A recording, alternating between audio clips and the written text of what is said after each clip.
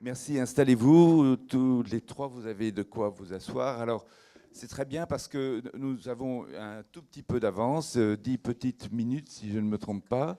Ce n'est pas trop parce que, comme vous l'a dit Camille, donc nous avons trois tables rondes, trois sessions dans cette 1 heure et demie pour évoquer beaucoup de problèmes et notamment ce premier problème concernant l'alimentation de la planète. Alors juste un petit mot, j'en profite puisqu'on a un petit peu d'avance, en revenant un peu sur l'histoire, sur mon histoire, si j'ose faire ainsi.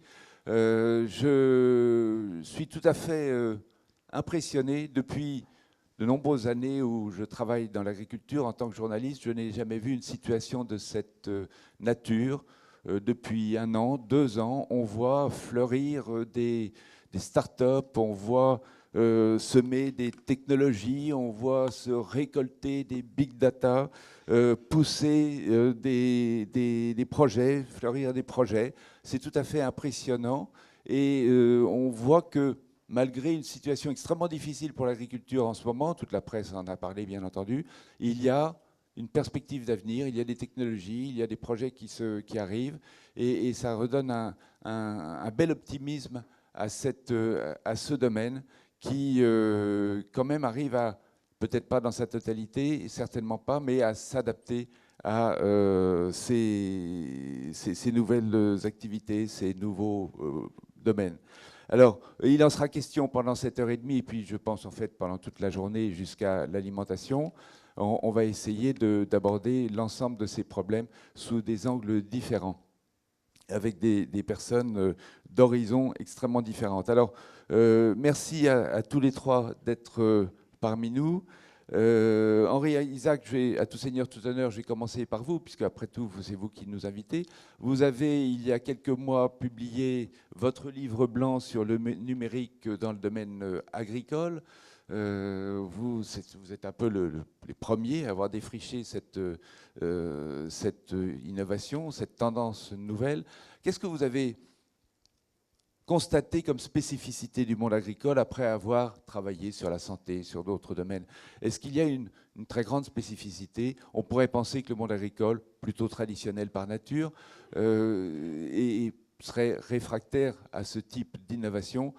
Qu'en est-il? Vous avez constaté ça ou non? Non, ce qui nous a justement frappé, c'est ce que vous commencez à souligner, c'est-à-dire que dans cette situation qui peut paraître très catastrophique de l'agriculture, notamment française, il y avait beaucoup de raisons d'espérer. Et que, comme nous avons beaucoup investigué et rencontré beaucoup de différents acteurs lors de l'élaboration de ce livre blanc, ce qui nous a toujours marqué, c'est que les agriculteurs sont des entrepreneurs. Et que beaucoup d'entre eux innovent, tentent. Ça, c'est la première chose qui nous a frappé. Beaucoup d'entre eux avaient d'ores et déjà compris l'intérêt du numérique. C'est très visible dans certains types d'agriculture. Hein. Je pense au monde céréalier qui est déjà très connecté, mais beaucoup d'autres aussi. La deuxième chose qui nous a frappé, c'est de voir beaucoup de jeunes qui commencent à revenir à l'agriculture et qui reviennent par l'agriculture avec une autre vision de l'agriculture, une vision qui est souvent fondée sur du numérique, mais aussi de la responsabilité et la volonté de faire autrement. Et donc, c'est ça qui nous a beaucoup marqué.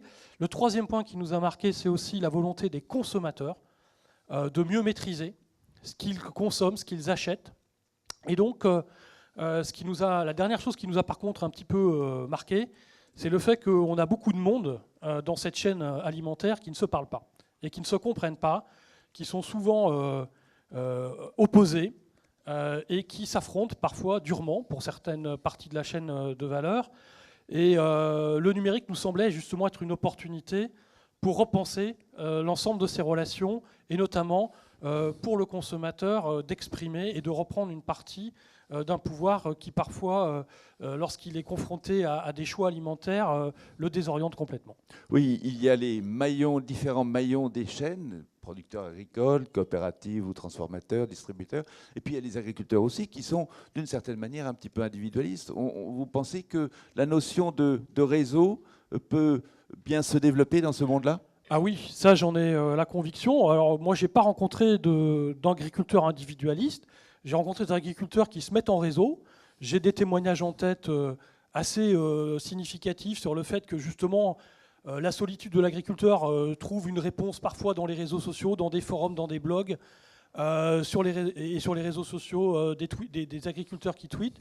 Bien sûr, ce n'est pas une majorité, mais c'est des signaux faibles qui montrent que les agriculteurs ont déjà, par le biais de la création des coopératives, la volonté de coopérer, de mutualiser un certain nombre d'éléments dans leur organisation. Donc non, le numérique est un support, à mon sens, qui est bien compris par une certaine partie des agriculteurs pour développer des collaborations et des coopérations, et notamment avec le consommateur directement. Et alors en face, on voit arriver un grand nombre de sociétés, de start-up. Pourquoi tout d'un coup, depuis 2 ans, qu'est-ce qui s'est passé? Vous sentez qu'il s'est passé quelque chose, des technologies qui sont arrivées à maturité, qui permettent de les appliquer à l'agriculture? Ben, je crois que, notamment dans ce pays qui a une tradition agricole très forte et une tradition alimentaire et culinaire très importante, tous ces éléments combinés font que vous avez une nouvelle génération qui se dit qu'il y a un potentiel dans ce pays extrêmement important. Il y a également, je crois, une volonté de reprendre la main sur certains sujets, notamment sur l'alimentation, sur la distribution. Et on est dans une période où il y a une compréhension, je crois, que le modèle tel qu'on le connaît, agricole jusqu'ici, est un peu à bout de souffle et qu'il faut trouver des solutions. Et que donc, on est à un moment où beaucoup de gens tentent, on verra ce qui sortira de tout ça, mais qu'on a une époque où justement il est possible de tenter. Et je trouve ça assez intéressant que beaucoup s'y tentent. Mais on a aussi bien du drone, du robot, que d'autres formes d'agriculture qui se mettent en place. Et c'est ce foisonnement qui est, je crois, le plus fascinant à observer. Oui, on aura des exemples tout à l'heure. Bruno Parmentier, donc vous êtes géographe, très grand... Économiste, ingénieur des mines, mais pas géographe du tout. Pardonnez-moi. Vous avez été directeur de l'école d'Angers, là je ne me trompe pas, d'accord, et en tout cas très fin et attentif observateur des évolutions du monde agricole. Alors, est-ce qu'on est en face d'une nouvelle révolution verte, comme on le disait tout à l'heure? Oui, la révolution verte, je vous rappelle, ça consiste à nourrir 6 milliards de gens de plus sur les mêmes champs. En 1900, on est 1,8 milliard. Il y a 800 millions de gens qui ont faim, il y a 1 milliard de gens qui mangent à leur faim. Aujourd'hui, on est 7,3 milliards. Il y a rigoureusement autant de gens qui ont faim, 800 millions, mais il y en a 6,7 milliards qui mangent, dont beaucoup qui mangent trop. Et donc, on a un nouveau défi. Il faut encore augmenter de 70% la production agricole mondiale. Parce que moitié à cause de la population, on va encore prendre 2,5 milliards à 3 milliards de gens de plus d'ici 2050, et moitié à cause de l'émergence des classes moyennes dans les pays du Sud, parce que dès qu'on s'enrichit un peu, on mange de la viande et du lait, et donc on concentre beaucoup les ressources. Alors apparemment, c'est plus facile de faire 70% de plus, alors qu'on a fait 5 fois plus. Et en fait, non, parce que ce qu'on sait faire, c'est mobiliser énormément de ressources non renouvelables pour produire beaucoup. En fait, ce qu'on sait faire, la révolution verte, c'est produire plus et pas toujours mieux, avec toujours plus. Et aujourd'hui, on s'aperçoit que les ressources sont vraiment limitées. Donc, il faut produire plus avec moins. Et puis, comme on est exigeant, maintenant, il faut produire plus et mieux avec moins. Ce qui est beaucoup plus excitant. Je comprends qu'il y ait plein de jeunes qui s'y mettent, mais beaucoup plus difficile que produire plus et moins bien avec plus. Et en fait, le numérique arrive bien parce que l'alternative au tout chimique, tout labour, tout chimique, c'est la nature. Et en fait, c'est un aveu d'impuissance. Labourer et mettre des pesticides, c'est un aveu d'impuissance. On ne connaît rien à la nature. Il faut se rendre compte que sous 1 mètre carré de sol, il y a 260 millions d'êtres vivants. Dans un seul gramme de terre, il y a 4000 espèces de bactéries et 2000 espèces de champignons. Et ça y est, peut-être qu'on va pouvoir résoudre notre problème d'ignorance. On va faire connaissance, parce que sur les 260 millions de bestioles, on en connaît 50, quoi. Hein, les vers de terre, les carabes, etc. Mais les autres, on ne les connaît pas. Et nous arrivons à un tournant, on va enfin faire connaissance. Et donc, au lieu de cette agriculture très primitive qui consiste à dire oh, la nature, c'est pas génial, je vais tout retourner, puis je vais mettre des poudres blanches, violettes, etc., pour tout recommencer à zéro. Et bien maintenant, on va faire connaissance avec tous ces êtres vivants. On va avoir une connaissance extrêmement fine, mètre carré par mètre carré, de tout ce qui se passe dans son champ. Et on va pouvoir enfin faire de la vraie agriculture, c'est-à-dire aider ces bestioles à faire leur travail de bestioles. Parce qu'il faut se rendre compte que les deux systèmes agricoles, si on peut dire agricoles, les deux systèmes de production de végétaux les plus efficaces dans le monde, la forêt vierge et la prairie naturelle, ça n'a jamais été labouré, il n'y a jamais eu d'engrais, il n'y a jamais eu de pesticides. En fait, c'est les mélanges de plantes qui s'aident à pousser. Et c'est à peu près la même chose dans l'élevage. Dans l'élevage, quelque part, alors c'est vrai qu'il y a la tradition, quand on traite la vache, on se dit oh, je ne la sens pas en forme Rosette aujourd'hui, etc. Mais c'est complètement primitif, ça, c'est complètement intuitif. Aujourd'hui, on va lui faire avaler un petit émetteur avec une pile qui dure la durée de vie de la vache. On récupère l'émetteur à l'abattoir, on remet une pile et c'est recommencé. Et puis, en permanence, elle va nous dire les battements du cœur, la température, l'acidité de l'estomac, à quelle heure elle s'est levée, combien de pas elle a fait, etc. Donc, on va gérer son troupeau directement sur son téléphone portable, à la fois chaque animal individuellement et chaque troupeau. Donc, cette intuition qu'on avait va être remplacée par la vraie connaissance. Et donc, on pourrait dire que nous sommes à l'an 1 de l'agriculture. Tout ce qu'on a fait jusqu'à maintenant, c'était facile. C'est maintenant que ça devient passionnant, parce que c'est maintenant qu'on rentre dans le vif du sujet, la vraie connaissance fine du vivant. Et on peut dire que les deux grandes révolutions scientifiques telles que je les vois au XXIe siècle, pour l'agriculture, c'est la terre. On va faire connaissance avec ce qu'il y a dans la terre. Et pour la médecine, c'est le cerveau et la cellule. On va faire connaissance vraiment avec ce qui se passe. Et il va y avoir des découvertes absolument ébouriffantes. Mais alors, tout ça, c'est bourré de start-up, parce qu'il va se passer dans le vivant ce qui s'est passé dans l'informatique, c'est-à-dire que les grosses institutions ont du mal à visualiser à quel point tout ça va être complètement révolutionné. Et donc, de la même manière que l'informatique, c'est des petits génies dans leur garage en Californie, et aujourd'hui, c'est plein de petits génies qui font un pas de côté et qui se disent je vais inventer la vraie agriculture du futur. Avant de passer aux start-up, d'abord, pour rebondir sur ce que vous avez dit au début, est-ce que les agriculteurs sont prêts à cette révolution, sont prêts à cette mise en relation avec les millions de petites bêtes qui sont dans les terres? Est-ce qu'ils sont prêts? Est-ce qu'ils sont formés? Alors, tous ceux qui ont été formés avant n'ont pas été formés à ça, évidemment. Hein. Je veux dire, vous allez chez un agriculteur, vous avez la coupe de labour gagnée par le grand-père. Je veux dire, le labour, c'était vraiment le symbole. Et quand on y réfléchit, le labour, c'est un truc absolument absurde. Ça détruit toute la vie du sol. Ça détruit les bactéries, ça détruit les champignons, ça détruit les vers de terre, etc. Et il va falloir arrêter complètement de labourer. Donc, rien que ça, c'est un tel changement dans la tête, après des siècles où on a dit que labourage et pâturage sont les deux mamelles de la France, s'apercevoir qu'il y a une mamelle qui a la mamite, c'est vachement dur. Mais en même temps, je veux dire, la nature a le dernier mot. Je veux dire, on a l'air fin avec nos semences extraordinaires, etc. Cette année, dans la région parisienne, était pourrie. Eh bien alors, où il est le rendement? On a fait 30% de rendement en moins parce qu'il n'y avait pas assez de rayonnement et il y avait trop d'eau. Et donc, de toute façon, la nature va nous obliger à changer radicalement. Donc, dans ces cas-là, il y a toujours une avant-garde qui commence les premiers. Puis il y a ceux qui disent, encore un instant, monsieur le bourreau, je vais acheter un gros tracteur et je vais labourer une dernière fois. Bon, eh bien, plus on attendra, plus ce sera dur quand on va être le nez sur le mur. Et heureusement qu'il y a de plus en plus de jeunes agriculteurs, soit jeunes d'âge, soit jeunes d'esprit, qui disent le monde change à une vitesse accélérée. La seule chose sûre, c'est que si on ne change pas dans un monde qui change, on se gourre.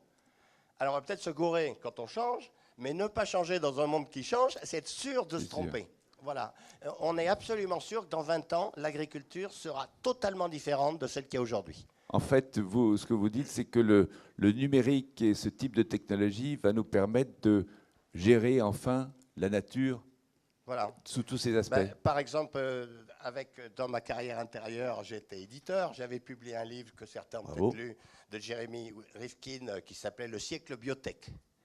Et il disait cette phrase qui a servi de vocation, c'est pour ça que j'ai fini dans l'agriculture, en disant, quand en 2050, on parlera de l'informatique, on dira, bah, c'est le truc qui a commencé à déchiffrer le génome et qui a démarré la vraie révolution. La vraie révolution, c'est la révolution du vivant. C'est pas celle de l'informatique. C'est les changements à venir dans la révolution du vivant sont bien plus importants dans les décennies qui viennent que tout ce qu'on a vu sur l'informatique Internet jusqu'à maintenant. Et donc, il y a cette conjonction. Et par exemple, quand on voit une chose qui nous a tous stupéfaits, hein, Bayer qui croque Monsanto. Voilà. Une boîte allemande qui achète la boîte la plus impopulaire au monde. 5 milliards d'investissements de recherche, voilà. Les deux ensemble. Et ceux qui disent, quand on lit leur littérature, ils disent, mais attendez, c'est le big data, le fondamental. Monsanto a inventé un truc qui ne plaît pas en France, qui est de dire, je joins la génétique et la chimie, je fais une première convergence. C'est absolument rien avec celle de la connaissance. Et eux disent, alors mon chiffre, c'est 2,5 milliards. On est une boîte privée, on va quand même investir 2,5 milliards en recherche tous les ans. 2,5 milliards en recherche tous les ans, c'est 3 fois le budget de l'INRA. L'INRA, c'est un des plus grands centres de recherche agricole au monde. Et eux disent, il y a tellement de changements à venir dans la connaissance fine de l'agriculture et dans les défis agroécologiques et dans les défis climatiques que je vais mettre 20 000 chercheurs pour chercher, alors que l'INRA n'en a que 7 000. Voilà. Et d'ailleurs, ils sont en train d'investir dans des sociétés de gestion de données, Monsanto et Syngenta aussi. Ben, le prochain pouvoir, ce n'est pas la chimie, hein, c'est l'information. Parce qu'évidemment, toute cette information fine, qui est-ce, enfin on va en parler j'imagine aujourd'hui, qui est-ce qui va en être propriétaire? Et c'est quand même stupéfiant de voir que, comme d'habitude, on va aller chercher aux États-Unis ce qui concerne ce coup-là, mon champ. C'est eux qui vont dire, bah, dans tel mètre carré de ton champ, depuis 10 ans, voilà ce qui se passe, voilà ce que tu as fait. C'est quand même inouï. C'est un enjeu absolument gigantesque. Est-ce que je me réapproprie mon territoire et concrètement mon champ et l'information? Parce que cette information, elle est absolument ciblée. Il faut se rendre compte que le cocktail de bactéries que j'ai dans mon champ n'a rien à voir avec celui du champ du voisin. Or, l'engrais de demain, comment ça va marcher? Je prends un seau de terre, je l'envoie à un laboratoire forcément local, qui va extraire le cocktail de bactéries de mon champ, qui va les multiplier et qui va me rendre un bidon que je vais, de bactéries dopées de mon champ, les miennes. Bon, et donc, cette connaissance, la bactéritothèque de mon champ, elle va être où? À Saint-Louis, Missouri? Ou elle va être dans ma coopérative, dans ma chambre d'agriculture, ou dans mon groupement de producteurs? Ça, c'est un enjeu, mais absolument considérable. Véronique Bellon-Morel, vous êtes directrice du département écotechnologie à l'IRSTEA. Est-ce que vous partagez d'une part cet enthousiasme de Bruno Parmentier et aussi quand même cette inquiétude sur qui va maîtriser les données? Est-ce que ce sont effectivement les Américains, comme l'exemple était donné, sur ma petite parcelle de terre en France? Alors l'enthousiasme, bien entendu, on le partage parce que, enfin, moi j'ai fait carrière, je suis ingénieur agronome et donc j'ai vécu les cours que vous décrivez, hein, dans lequel le sol c'était le support sur lequel les plantes poussaient et puis on apportait tout ce qui était bon sur la plante. On n'imaginait pas qu'il pouvait y avoir à cette époque-là des choses enfin, une ingénierie écologique dans le sol. Maintenant on l'appelle comme ça. Donc on est vraiment en train de vivre cette révolution, hein. On a parlé de la révolution mécanique, chimique, et là c'est la révolution qui est liée à l'information. Voilà, c'est la donnée. Alors, donc, ce moment-là est vraiment, si j'utilise un anglicisme, excitant. C'est vraiment un moment très, très intéressant dans nos carrières de chercheurs. Et je crois aussi pour l'évolution de l'agriculture et pour ce que ça peut offrir en termes de création d'entreprises, de création d'activités. Alors, les inquiétudes par rapport aux données. On parle aussi d'agriculture, alors c'est data-driven agriculture, donc c'est l'agriculture à base de données, guidée par les données. Elles vont être extrêmement utiles pour deux choses. La première, c'est que ces données, elles vont être utilisées pour créer de la connaissance nouvelle. Aujourd'hui, il faut envisager, on parle d'intelligence artificielle, on parle beaucoup de big data. En agriculture, on n'y est pas encore. Hein. Le big data, c'est quoi? C'est utiliser des tweets qui ont été envoyés pour une raison donnée, et on les réutilise pour aller en tirer des informations sur l'épidémie de grippe ou sur d'autres comment dire, événements. Voilà. Donc, en agriculture, on n'est pas encore dans le big data, on est dans la smart data, c'est-à-dire qu'on va utiliser des données qui ont été collectées pour un objectif précis, on va les utiliser encore dans cet objectif-là. Mais effectivement, on va pouvoir, grâce à l'intelligence artificielle, en tirer, inférer, on appelle ça inférer des connaissances nouvelles, des modèles, qui vont remplacer les modèles qui avaient été mis au point, enfin remplacer ou améliorer les modèles qui avaient été mis au point suivant la séquence hypothèse, expérimentation, validation. Vous voyez, bon, c'est la séquence classique de création de connaissances. Voilà.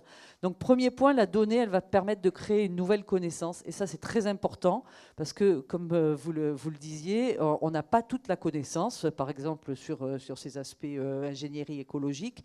Et on est aussi dans un monde qui bouge d'un point de vue climatique. Donc, ce qui a été la règle pendant des siècles, ça ne sera peut-être pas la règle demain. Et donc, il faut qu'on soit capable, en fait, de créer des connaissances dans des boucles itératives très, très courtes, beaucoup plus courtes que les rythmes classiques, je dirais, de création de la connaissance en agronomie, qui font qu'on est obligé de faire des expérimentations sur des années. Voilà.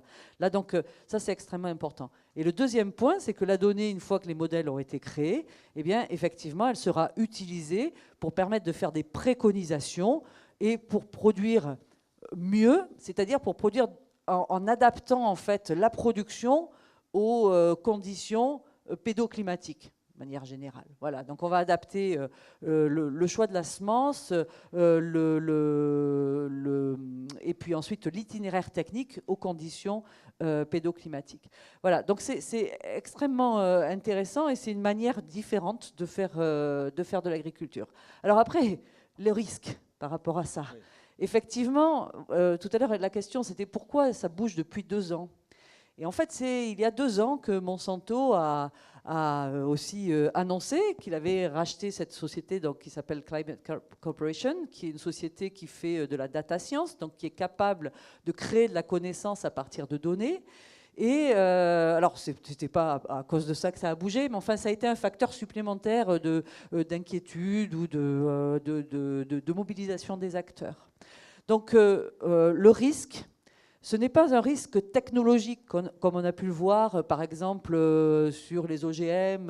Ce n'est pas un risque chimique, hein, donc ni biologique, ni chimique, parce que le numérique, ce n'est pas ça qui va comment dire, enfin, porter un risque sur l'écologie. C'est plutôt un risque social et économique, c'est-à-dire qu'un petit nombre d'acteurs concentrent en fait cette donnée, concentre la connaissance et in fine, il y a même derrière ça des problèmes de souveraineté alimentaire. Hein. Voilà. Donc le risque. Qu'est-ce qu'il faut faire alors pour éviter de tomber dans ce risque? Est-ce que les pouvoirs publics doivent contrôler et mettre à disposition, obliger la mise à disposition de tout un chacun de ces données? Qu'est-ce qu'il faut faire? Alors, bon, il faut essayer de s'opposer, enfin de trouver des moyens de s'opposer à une construction monopolistique. Alors, on l'a vu dans le domaine informatique, puisqu'on en a pas mal parlé. Face à Microsoft, qu'est-ce qui s'est passé? Il y a des gens qui ont travaillé en réseau, et puis il y a du logiciel libre qui a été développé. Et en fait, on a été opposé à la force d'un géant de l'informatique, un réseau de développeurs qui bossaient même gratuitement hein, pour certains. Hein, voilà. Et donc, je pense qu'il faut faire la même chose sur les données. D'abord, ce sont les agriculteurs qui produisent les données, ce sont eux qui sont propriétaires des données. Les bases de données, ce n'est pas pareil. Les bases de données, on a une valeur ajoutée, donc la propriété peut changer. Mais ça, il faut que les agriculteurs en soient convaincus, ils sont propriétaires de leurs données. Donc, face à des agrofournisseurs qui vont, enfin on le voit hein, aujourd'hui, qui vont capter la donnée, hein, les Américains s'en sont aperçus, d'ailleurs ils ont réagi, Et aujourd'hui, le Farm Bureau, qui est un des premiers syndicats agricoles aux États-Unis, a dit stop, on va étudier chacun des contrats des agrofournisseurs, que ce soit Monsanto ou John Deere. Bon, je les cite, hein, mais c'est seulement des stéréotypes. Voilà, il faut à peu près tous De toute façon, pareil. il n'y en a pas beaucoup. Il n'y en a pas beaucoup, mais voilà, il y en a, mettons, 3 ou 4 déjà qui ont cette capacité. Donc, ils analysent les contrats par rapport à la gouvernance de la donnée, à la gestion de la donnée, et ils ont créé un label qui permet de dire allez-y, vous pouvez prendre ce fournisseur-là parce qu'il a une gestion saine de la donnée. Voilà, ça c'était première étape. Une sorte de CNIL de la donnée agricole, quoi. Oui, alors c'est la CNIL des agriculteurs. Enfin, Oui. c'est voilà, c'est avoir ce regard sur disons la manière dont la donnée est gérée et enfin oui, partagée ce point-là. Oui. Et le deuxième point que le Farm Bureau est en train de mettre en place, mais y compris d'ailleurs avec maintenant les agrofournisseurs qui ont compris aussi que bon, ils étaient démasqués entre guillemets. Voilà, ça s'appelle la Ag Data Coalition et donc ça consiste à créer un cloud dans lequel les agriculteurs pourront aller porter leurs données et les sécuriser. Et là, l'objectif, c'est un coffre-fort de données, en fait. C'est qu'ils savent qu'ils sont capables d'aller retrouver la donnée quand ils le veulent. Voilà.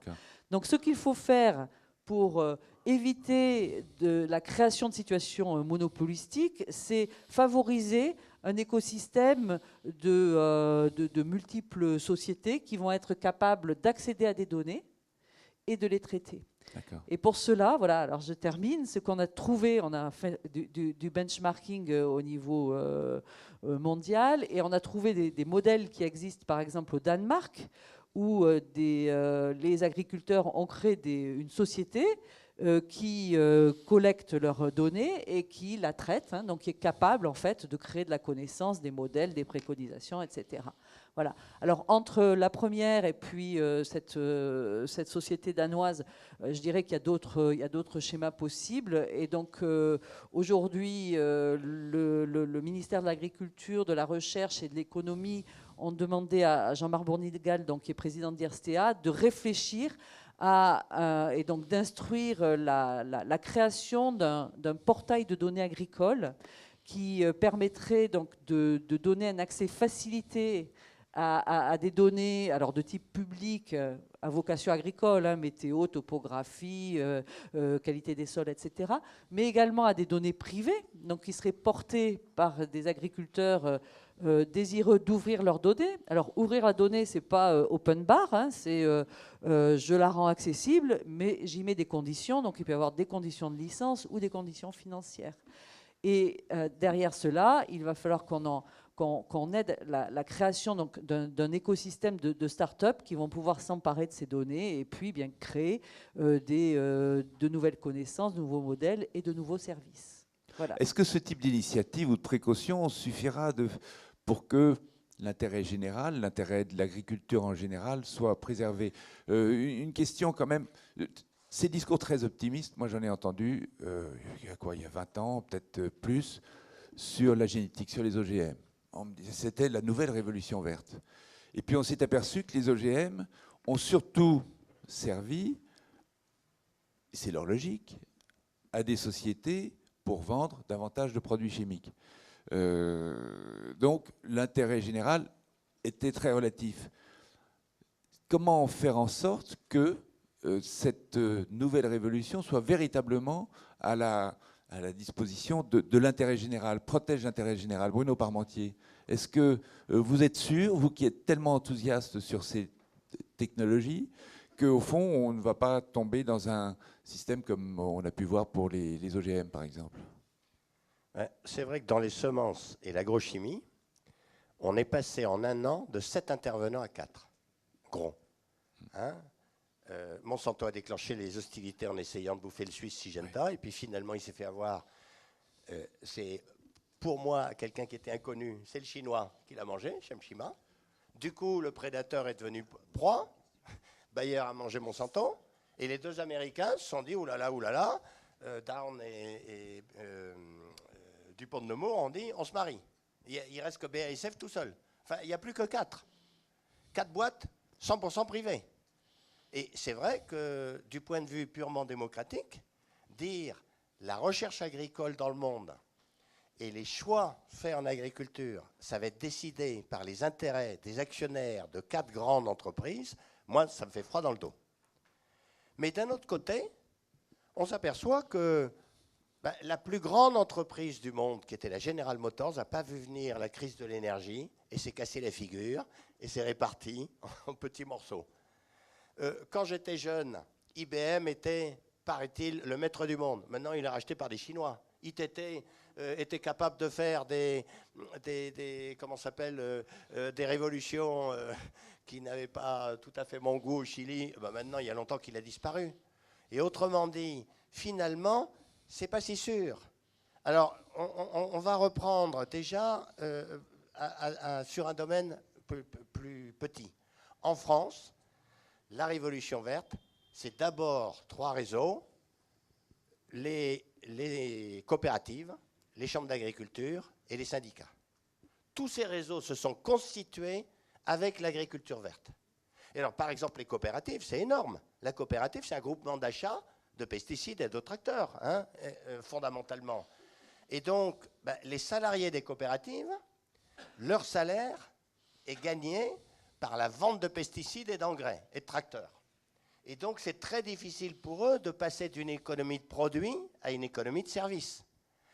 Et ce qu'on voit avec toutes ces multiples start-up, c'est des nouveaux réseaux d'agriculteurs qui finalement s'affranchissent des combats du XXe siècle. Et moi, je ne sais pas qui gouvernera l'agriculture française dans 20 ou 30 ans. Est-ce que c'est les organisations du XXe siècle qui auront réussi à faire ce changement fondamental, ou est-ce qu'elles auront été totalement ringardisées par des nouveaux réseaux qui arrivent? Et peut-être que oui. Voilà. Et ces réseaux d'information fait que on n'est pas obligé d'avoir le technicien de la coopérative. Quand j'ai une mauvaise herbe que je ne connais pas, je la photographie, je la mets sur Internet, et puis il y a un gars qui est à 800 km qui dit « Ah ben celle-là, je la connais bien, il faudrait que je fasse ci et ça, etc. » Et donc, rien n'est sûr. Et par exemple, vis-à-vis du changement climatique, on est tous au pied du mur, eux aussi. Et quand on voit qu'ils vous vendent à prix d'or des semences qui finalement ne donnent pas leur plein rendement parce que on a eu un été humide, ça rend relativement sceptique sur ce pouvoir. C'est pas si évident. Et si il y a tous ces mouvements pour essayer de refaire de la recherche, c'est qu'ils sentent le vent du boulet. Et donc, l'histoire n'est pas définitive. Et si ça se trouve, un des futurs grands barons de l'agriculture française est dans cette salle. Il l'espère, mais personne ne le connaît. Voilà. Oui, peut-être ne le sait-il pas lui-même.